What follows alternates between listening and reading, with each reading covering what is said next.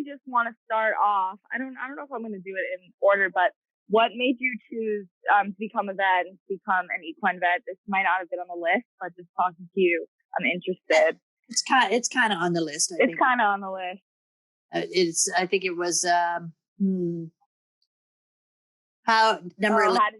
Number 11. Okay, awesome. So the bottom line is that I grew up around horses, and I've always wanted to work with horses. So that was the piece. I didn't know that I wanted to be a veterinarian, but I wanted to be around horses. Mm-hmm. So initially started out teaching and managing barns and that kind of thing. I went to the World Championships in Germany with the Canadian equestrian team in 1992, and I met the team veterinarian for the Americans there. And I asked him if I went to vet school, if I could come and ride with him once I got to third year. And he said, sure, just send me a letter. So I did. It's one of those things, right? You just have to follow through, and people will give you a helping hand. So I wrote to him, when I got to third year, and I went and did an externship with him. And then he offered me a job, which is how I ended up in the United States. Okay. We had a great practice because it was a combination of race horses and event horses, which was pretty much right up my alley. Yeah. And that's how I got to do what I do. And I have been practicing since 1986 and still love it with a passion. Wow. Okay. Wow. I'm so excited. Okay. So let's start from number one. What does a normal day at your job look like? So, well, the good news is I drive in the front gate to the training center, and the first thing I see is the racetrack with the horses going across the horizon and the rising sun right behind it. So that's the way I start. Great way to start the day. What that tells you is that my days start early. Basically, I'm on the grounds by sunrise every day because that's when the track opens. And my, I don't want to say my job, but my obligation, I feel, is to be on the training center grounds during training hours in case there's any kind of crisis. So I would arrive in time for horses to train. I'll do rounds, go around to each barn, check in with the barn foreman or the trainer or the assistant trainer, whoever, and kind of get a line on what's going on with all the different horses. There's 700 horses on the grounds. So we do, and there's about 40 trainers. So it's, it could take a couple hours just to get around and see everybody. And I would typically follow that up with routine. We do a lot of endoscopic exams for horses that breathe. We do a lot of lameness exams for horses that have issues that come up after training. So I typically spend the middle part of the morning doing the routine work.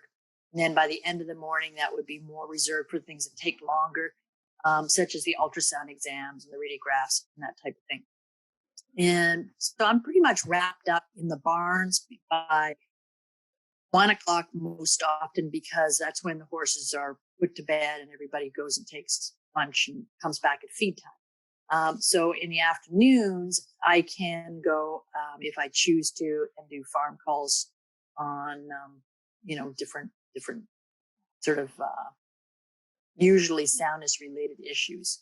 And of course, there's always lots and lots of paperwork because I'm an owner manager of the practice, which means I have to constantly be keeping an eye on all of the good luck. Thank you. Sorry, that's so distracting. Okay. I'm sorry. rules, regulations, and sort of obligations of the bureaucracy piece. So that's kind of a typical day. And, my days are flexible. Every time you come in the morning, you never know what you're going to see by the end of the day. Right. Every day is different. So, what do you like best about your job? I like the horses.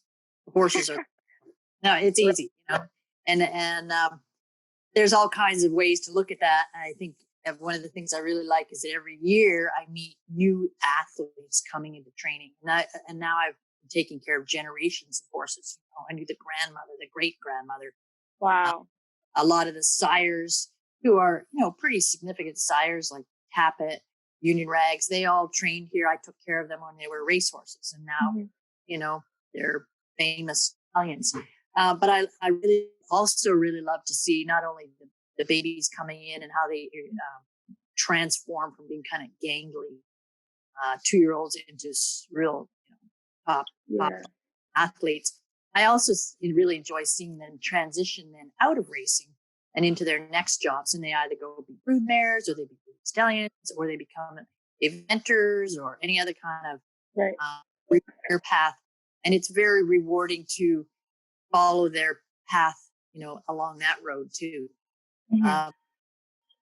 The secondary part I love about veterinary medicine is the technology, basically the improving medicine.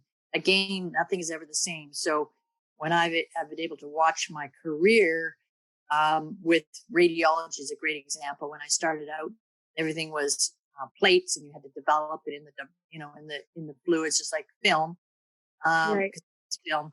And when I went to digital, that was great, but it all came in a gigantic box, and there was a lot of wires and that kind of thing. And now we have wireless digital radiology that the generator weighs 13 pounds and the plate weigh 3 pounds, and it's total bonus. So and the ability to make better diagnoses based on the improved technology, it's just really exciting, and we're always coming up with new toys. Yeah. That's a really fun part of veterinary medicine too. A family friend of mine is opening her own little barn in Malibu, California. And I go up with them there a lot because, I love horses. So I like to just be around. And they had the vet come do some pre-purchase exams on these two geldings. And it was so interesting to see how they were doing these x-rays and these little pieces they just pulled out of their truck.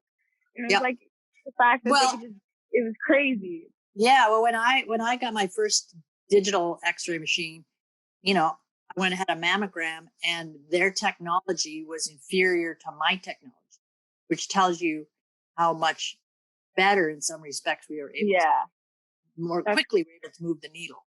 And then the other I do like about practice, which I don't really like to harp on because it seems like it should be a given, is I like the people. I meet a lot of really right. And it's across all socioeconomic lines. We got people that are really hard workers, but they're illiterate. And then we got really rich people that are really well educated, and everything in between.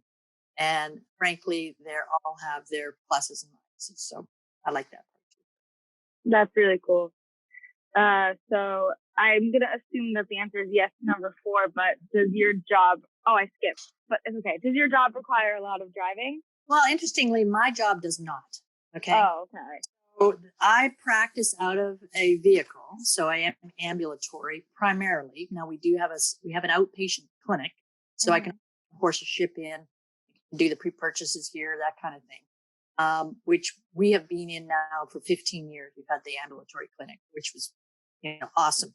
But I also drive barn to barn, but because I'm going barn on the property with the 700 horses, I'm not doing a lot of driving.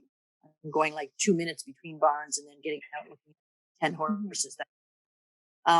The other reason I don't do a lot of driving is our practice radius is about 30 to 45 minutes at best. Oh, okay. If I was to go from one side of our practice to the other side, it'd be about an hour and a half tops. Whereas in Texas, it might be 4 hours. Yeah. It does depend on your area. And what else is I going to tell you about that? I think that, driving is not necessarily a bad thing because it also allows you time to catch up in between calls and follow up on what you might have, told the people you were going to do. You can call into the office and say, can you please make sure those x-rays go to so-and-so? Can you please put in a prescription for me for this and that? So driving behind the windshield time is not always a waste of time. Okay. And I know you have a really interesting perspective on this because you've been practicing for so long, but can you tell me a little bit about the salaries and starting out in 5-10 years? Well, I can even tell you more than that because I've been practicing so long, but because I was the AAP president in 2016, which is at the time, we did a joint survey so the AAP is the American Association of Equine Practitioners. And we collaborated with the American Veterinary Medical Association on an economic survey. And I'm going to read some of them because awesome. It's more useful to me to be able to read it. And the mean annual compensation reported for all equine veterinarians was $99,000. The income levels were noted to rise in a roughly linear fashion with the years of experience, which is what you'd expect. Yeah. Equine veterinarians who've been in the workplace less than 5 years reported the lowest mean income, while the 30 more years of experience had the highest. And part of the highest is also ownership, because when you own a practice, then you're not only getting your compensation for salary, you're also getting a return on your investment. So it was important to know that there's two pieces to that. Veterinarians who were equine practice owners reported a mean annual income of $118,000, and veterinarians who were associates in practices, an associate means you're hired, reported a mean annual income of $78,000. Okay. The equine veterinarians who worked in universities had a mean annual of $118,000, pretty much on a par with the practice owners. Yeah. And I think your question was specifically starting out versus being in the position for 5 to 10 years. And I think when you start out, there's two ways to go. One is as an associate straight out of the box, or two, as an intern.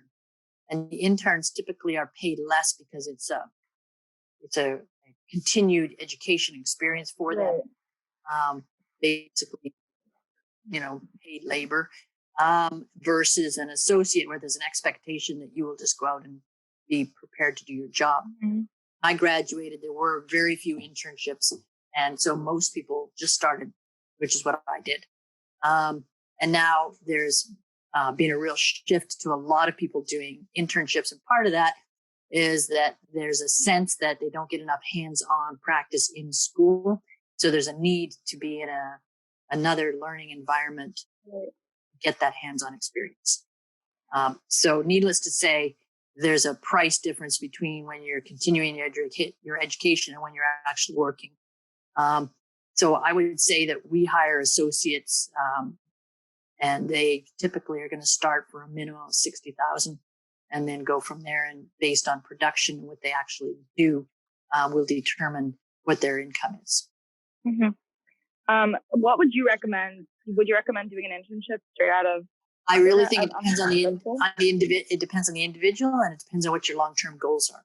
If you want to go on and do a advanced degree like a residency in surgery or theriogenology or medicine, you have to do an internship. If you only want to, and I say only, if you want to be a practitioner always, then you can flip a coin and do it either way. I've never wanted to be a surgeon. I never wanted to have to continue my sort of schooling because frankly, it was when I was an adult student and I just wanted to get out there and practice with horses, which is what I did. So I think that you can go either way, and I really think it depends on the individual. Okay. Yeah, I think I get as much practical experience as you can during your education, and that'll help you to know whether you're ready or not. Yeah, I also feel like with horse people, a lot of horse people already have a lot of really good hands-on experiences, and like most students can, give medicine and stuff like that because they're always hands-on. So, well, yeah, true, but there's still a learning curve to that. Of course, yeah. Okay. What is the least favorite thing about your job? It's a hard one. I'm trying to remember what it was because I did have a. What was the least favorite thing about? I might have skipped that question. Maybe there's nothing. I'm not sure. Probably it would be the bureaucracy, the paperwork, the health certificates, the stuff which is nitty gritty. But I think that's probably it. Most of what I do, I really enjoy. That's great. That's a blessing. Yes. So what is some advice you would give someone like me that's interested in pursuing a career like yours? Advice in what respect? What's your question?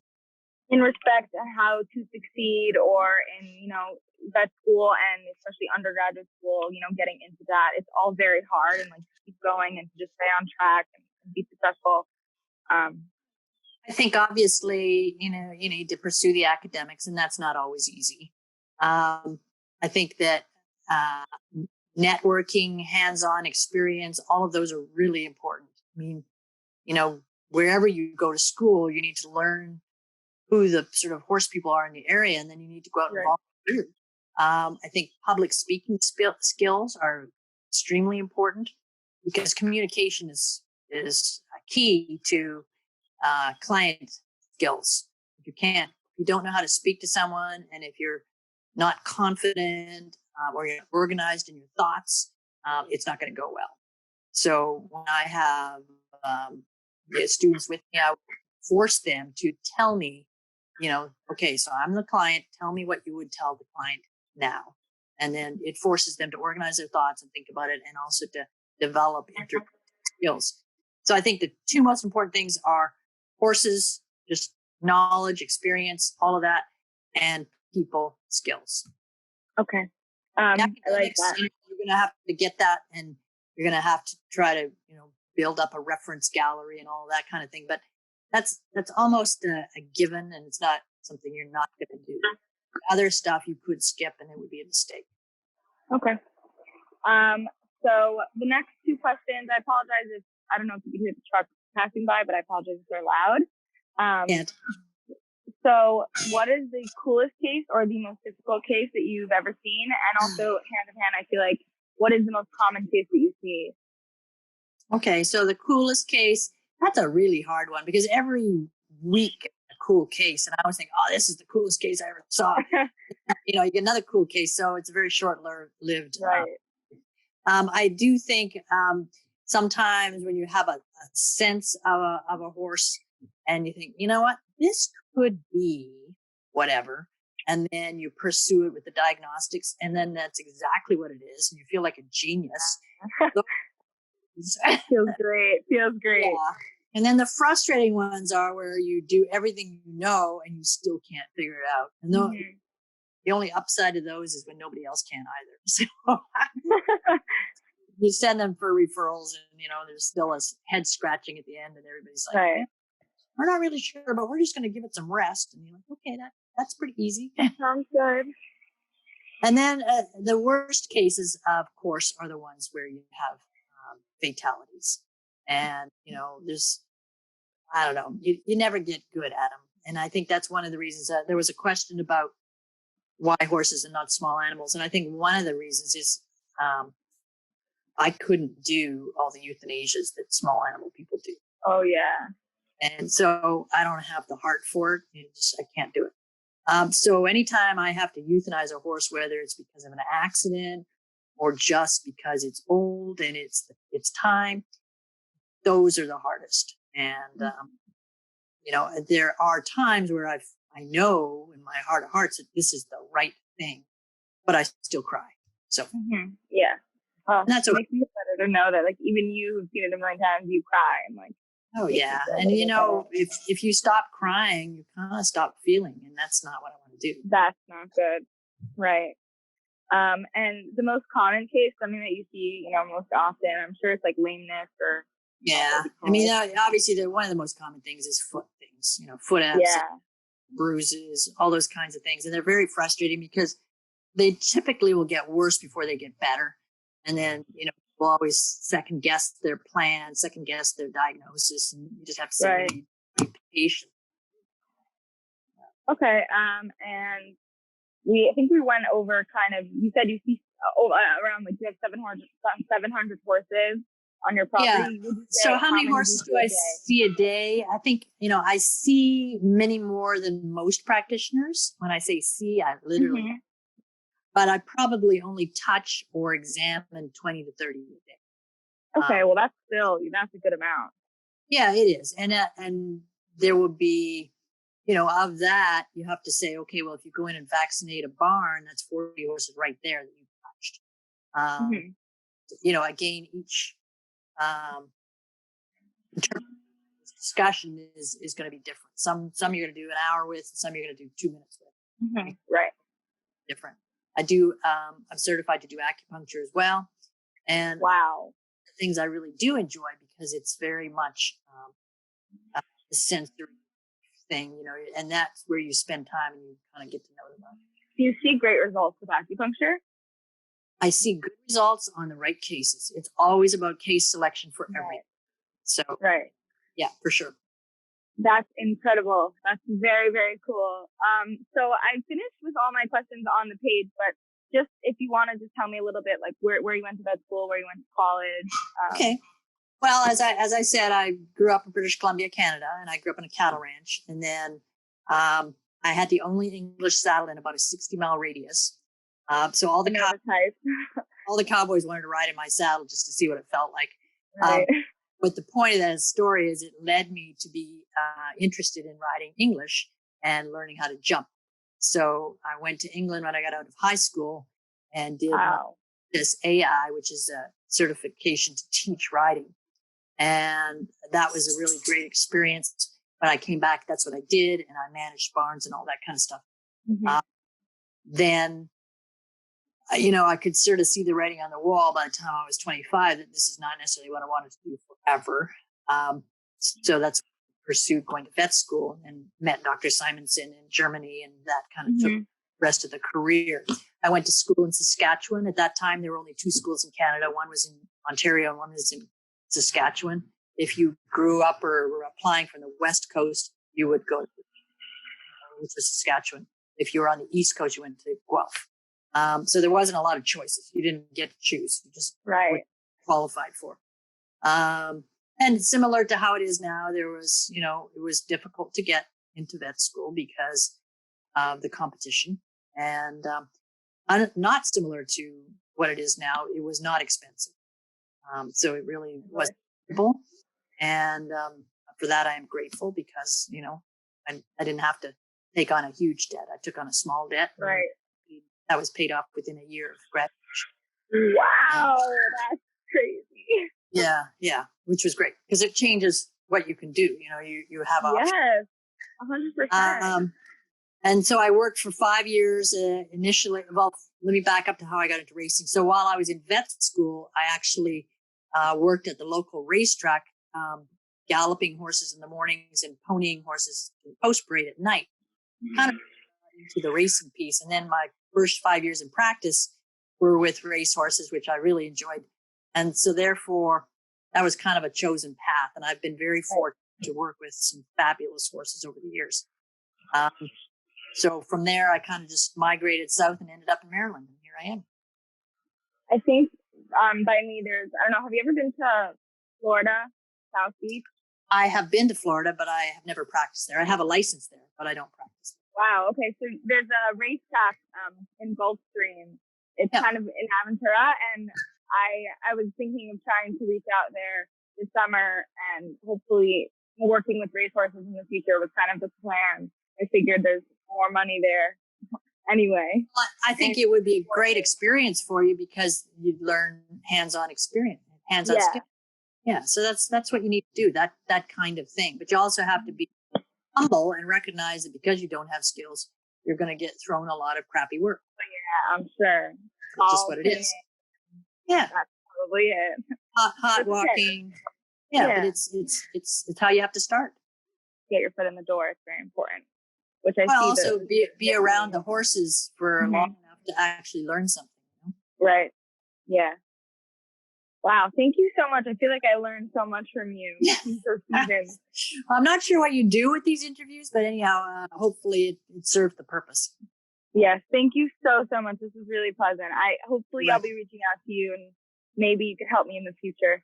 Well, hopefully you could take a field trip and drive up here because we're not that far. I love that. I think you're only like maybe an hour away. So talk to Dr. Burke because she's been here. Yeah. Thank you so much. Have a good night. Take care. Have a good day. Bye-bye. Bye.